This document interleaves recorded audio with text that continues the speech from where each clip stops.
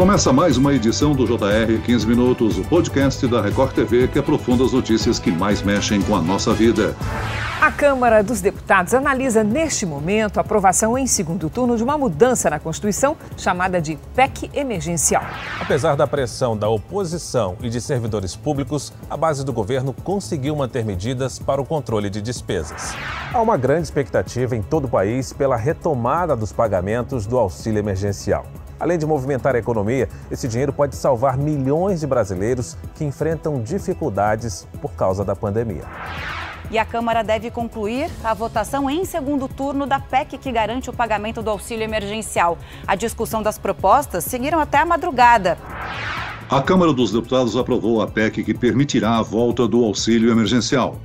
O benefício que foi essencial para quase 70 milhões de brasileiros em 2020. Adaptado, o auxílio poderá voltar com valores diferentes para cada pessoa. O que precisamos saber sobre o novo auxílio emergencial? Eu converso agora com o economista especializado em economia comportamental, Everton Lopes. Olá, Everton. Olá, Celso. Olá, ouvintes. É um prazer estar com vocês novamente. E quem nos acompanha nessa entrevista é a repórter da Record TV em Brasília, Renata Varandas. Olá, Renata. Oi, Celso, é um prazer estar aqui no podcast, obrigada pelo convite. Pois é, esse novo auxílio realmente é diferente do anterior, que era de R$ 600 por pessoa, com a possibilidade de aumentar para R$ 1.200 no caso de mães que são chefes de família. Agora, o auxílio poderá ter até 3 valores diferentes. O governo espera pagar o benefício ainda neste mês. O processo é demorado porque a proposta altera a Constituição, então você precisa votar 2 vezes na Câmara, 2 vezes no Senado. E, enquanto isso, o brasileiro espera pela volta do auxílio emergencial, que está fazendo falta, né, Celso? Sem dúvida, Renata. Everton, você esteve aqui conosco quando falamos sobre o fim do auxílio no começo deste ano. Agora parece que está tudo encaminhando para a volta dele, né? Como a Renata falou. O auxílio, nesse momento crítico da pandemia, é fundamental, não? Sim, Celso, é fundamental. É uma pena, né, que o valor diminuiu e que, infelizmente, né, se a gente fizer um paralelo das coisas que estão acontecendo, a gasolina, né, nas alturas, comprometendo aí o orçamento de muita gente, porque não é só a gasolina, por exemplo, aumenta também outras coisas. Então, a chegada do auxílio emergencial, ele vem atrasado, mas felizmente vem. O problema que eu vejo aí é que houve uma diminuição do valor. Claro que isso tem que encaixar no orçamento, né, Celso? Mas é um valor mínimo, ainda menor do que o ano passado, e o pior disso ainda, né? O ano passado foram 65 milhões de pessoas que receberam, este ano 40 milhões.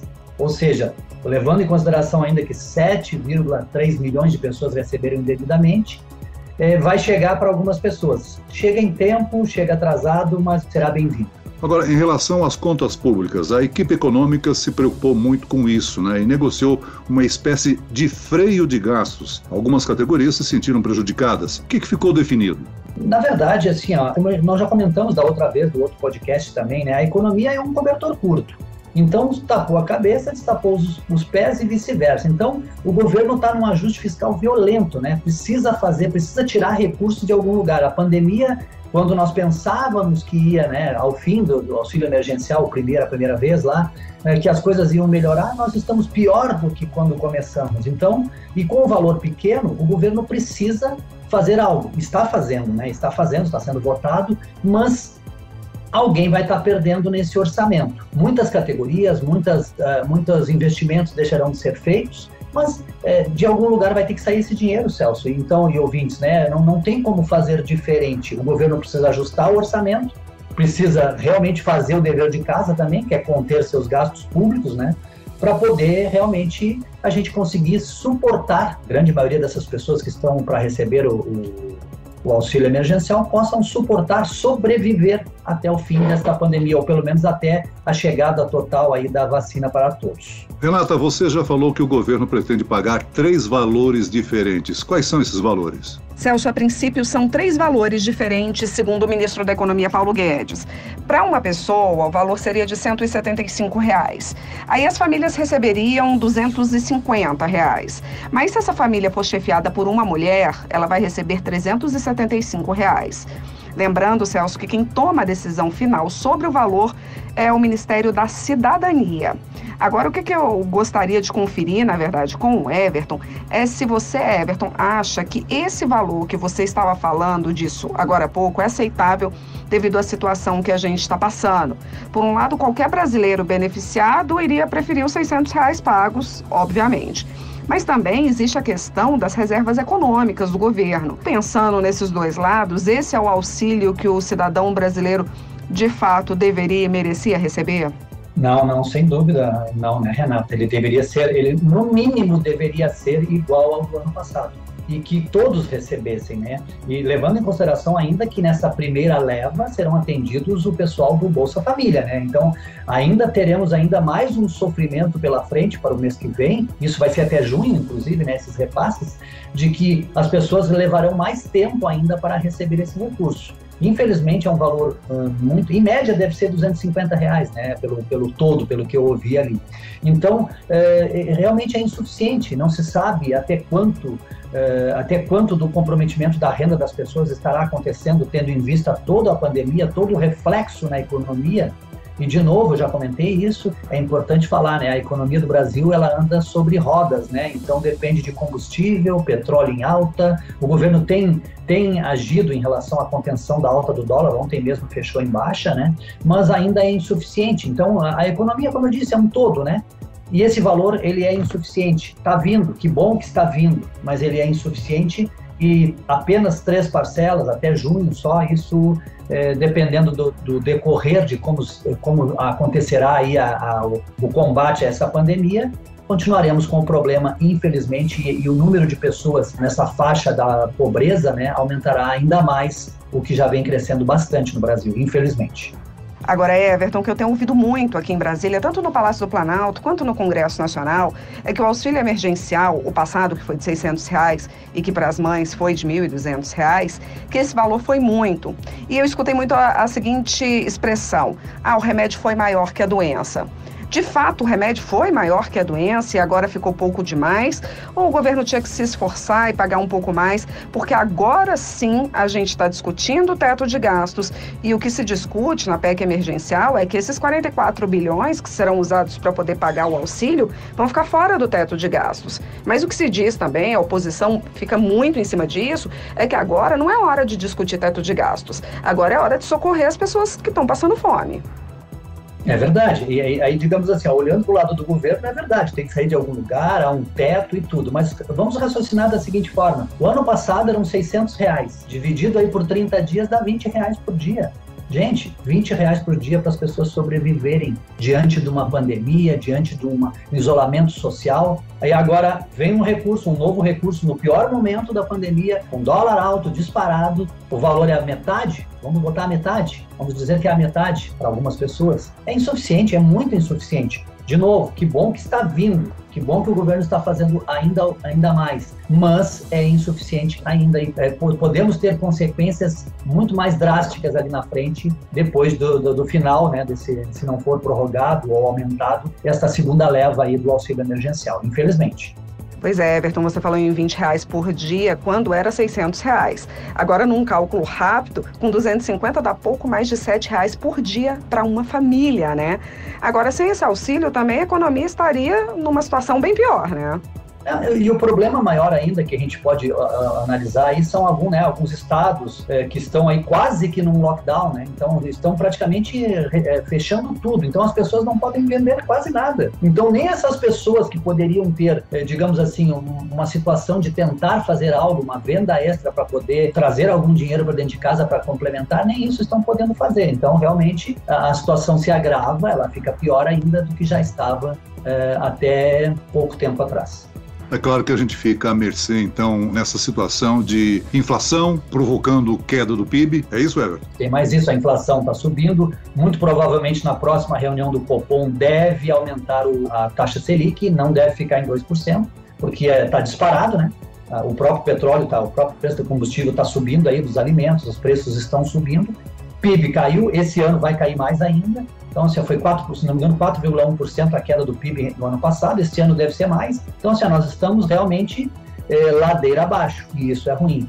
Se estivermos sem freio, pior ainda, né, Celso? Renata, a PEC aprovada, ela estende esse benefício até o meio do ano, é isso? É isso mesmo, Celso. Olha, até o meio do ano, porque de acordo com o Ministério da Economia, a primeira parcela seria paga agora entre meados e fim de março, aí depois março, abril, maio e junho, 4 parcelas. Agora, Celso, depois de junho, você não me pergunte, porque eu não sei o que vai acontecer, porque a pandemia, pelo jeito, tudo indica que vai continuar. Pois é, essa preocupação. A pandemia continua, nós não temos vacinas para a totalidade ou a grande maioria da população. Se a situação persistir, vai ter que ser encaminhada uma nova PEC? Então, Celso, teoricamente sim, né? A PEC fala em 44 bilhões que podem ser gastos. Ela limita em 44 bilhões. Se o governo extrapolar isso, vai estar furando aí o que a PEC diz, né? E corre o risco de incorrer sobre um crime de responsabilidade fiscal. Então, isso vai ter que ser debatido, vai ter que ser discutido. Agora, a gente tem que lembrar que toda vez que é colocada em cena uma PEC, existe muita discussão e esse processo é sempre muito lento, porque uma PEC precisa ser aprovada sempre em 2 turnos no Senado, em 2 turnos na Câmara, então há um desgaste muito grande. E o governo está contando com esse auxílio até junho. Essa, na verdade, é a minha preocupação. Everton, primeiro o auxílio foi de 250 bilhões de reais, agora só 44 bilhões. Pois é, ouvindo a Renata falar, Celso, qual a preocupação que temos aí, né? Se o governo já diminuiu por causa do orçamento, imagina se a situação se agrava, e deve acontecer isso, infelizmente, né? Da onde vai sair o recurso? Então, assim, realmente tudo recomeça lá em junho, como a Renata recém falou, né? Nova PEC, aquela coisa toda, da onde vai sair o dinheiro? Quanto é que vão pagar dessa vez? R$50?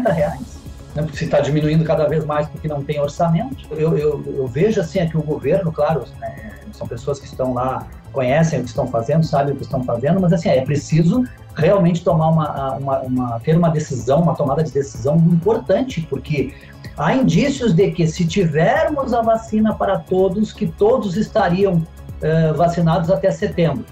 É o que se ouve. Mas será? Há atraso aqui, há atraso ali, inflação subindo, PIB caindo, petróleo aumentando, dólar disparando, auxílio emergencial diminuindo. Onde vamos parar, né, nesse sentido? Então, assim, realmente é preciso fazer algo e fazer algo urgente, Celso. Senão a coisa vai ficar pior. No planejamento do governo, Renata, o Ministério da Economia previa uma redução de aumento para o funcionalismo público. Isso foi rechaçado no Congresso, né? Pois é, na verdade, o que tem no texto da PEC hoje é que os funcionários públicos não poderiam receber nenhum tipo de aumento salarial, promoção, progressão na carreira, nada disso. Só que os policiais ontem bateram muito o pé sob o argumento de que o presidente Jair Bolsonaro se elegeu dizendo que iria valorizar a segurança pública. Então, o que eles queriam? Eles queriam ficar de fora dessa PEC, que eles, apesar de serem funcionários públicos, poderiam sim ter reajuste salarial. Isso não deu certo, porque aqui em Brasília o funcionalismo público é muito grande e claro que as outras carreiras chiaram também, então o acordo que conseguiu ser fechado foi o seguinte: não pode ter reajuste salarial, você não pode ganhar um aumento de salário, mas você pode sim progredir na carreira e você pode sim ter uma promoção dentro da carreira. Foi a maneira que o governo encontrou para conseguir tocar adiante a PEC, apesar de que o governo sabe que vai acabar economizando menos com isso, mas foi o jeito que foi acordado pelo governo, justamente para que a PEC não fosse toda por água abaixo. Muito bem, nós chegamos ao fim desta edição do 15 Minutos. Eu quero agradecer mais uma vez a participação do economista especializado em economia comportamental, Everton Lopes. Obrigado, Everton. Eu que agradeço, Celso, Renata, muito obrigado pela oportunidade. E agradeço também a presença da repórter da Record TV em Brasília, Renata Varandas. Renata? Obrigada, Celso, pelo convite. Sempre um prazer participar com vocês. E obrigada, Everton, por todas as explicações. Até a próxima, gente. Esse podcast contou com a produção de Homero Augusto e dos estagiários David Bezerra e Larissa Silva. Sonoplastia de Pedro Angeli. Coordenação de conteúdo, Camila Moraes e Luciana Bergamo. Direção de conteúdo, Tiago Contreira. E eu, Celso Freitas, te aguardo no próximo episódio. Até lá!